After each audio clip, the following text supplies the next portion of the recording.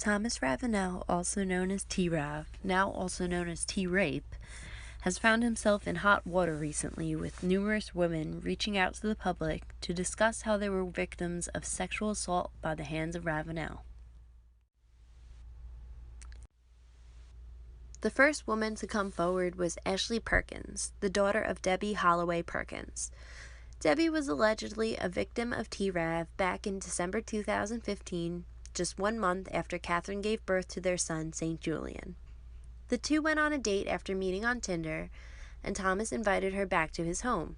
Suddenly, Ashley claims, he, quote, went into a trance and shoved Debbie on the bed, holding her down by her wrists and sexually assaulting her. Debbie screamed out multiple times for him to stop, and eventually Thomas seemed to snap out of it. He drunkenly drove Debbie home, and on the drive home berated her, calling her ugly and old, telling her he only asked her out for the easy sex. Debbie pressed charges at the urging of her daughter Ashley. Debbie signed an NDA and settled for $200,000. Ashley, however, did not sign an NDA and used that to her advantage when she took her mother's story public in early May. The second alleged victim to hit the public was Dawn Ledwell, known affectionately as Nanny Dawn to Southern Charm viewers. Dawn alleges that in January 2015, Thomas strangled her, ripped her clothes off, and raped her while infant Kenzie was asleep in the next room. After Dawn ceased employment as nanny for the kids, she and Catherine Dennis remained close friends. He and Catherine had broken up, and he asked me to babysit. And he went out with friends that evening, and when he returned, he'd basically turned out the lights. And he, without hesitation, came up to me and made advances, tried to kiss me. I turned my head because I didn't want him to do that. I don't really want to go into all the details of what happened. It was very traumatic for me. I was able to get out of there, but there's no words for what I felt at that time. When asked by Andy Cohen on Watch What Happens Live on Monday, both Catherine and Craig Conover refused to comment publicly on the rape accusations. However, both Dennis and Ledwell have been showing support for each other publicly on social media for years now. Less than 24 hours ago, Dawn tweeted, saying that Catherine, quote, is a wonderful person. He's coming to the birthday party. Replaced by Dawn as nanny was Deirdre Blair Politelli, who seemed to be on Thomas's side completely in all matters regarding the children, as well as relationship issues between Ravenel and Dennis. Thomas was also allegedly sleeping with Deirdre's daughter, Paige Politelli, beginning when she was 18 years old. Paige was also a paid employee of Thomas.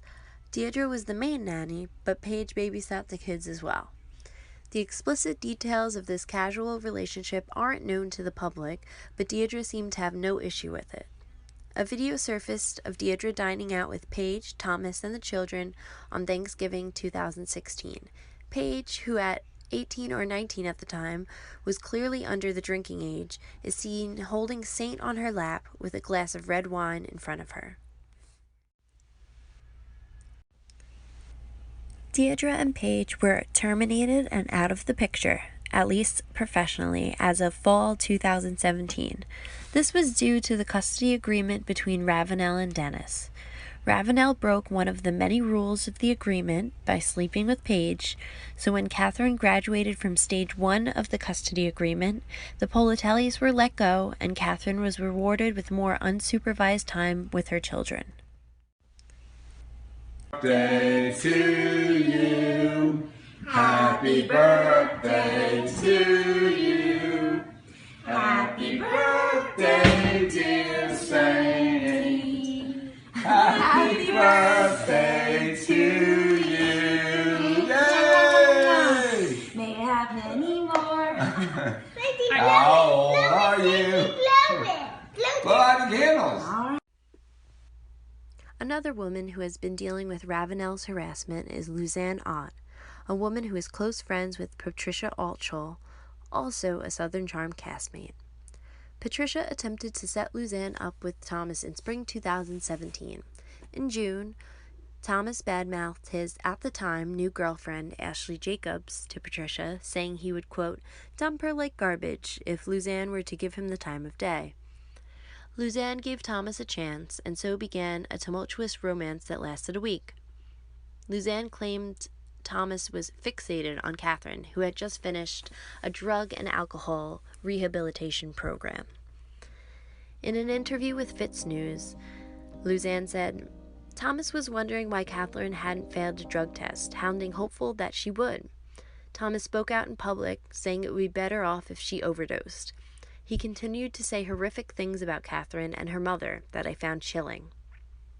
The final straw was when Thomas slipped into that same trance-like state that the other women had witnessed him in. Luzanne described it as him being possessed. He was screaming at her nonsensically, accusing her of sleeping with his neighbor.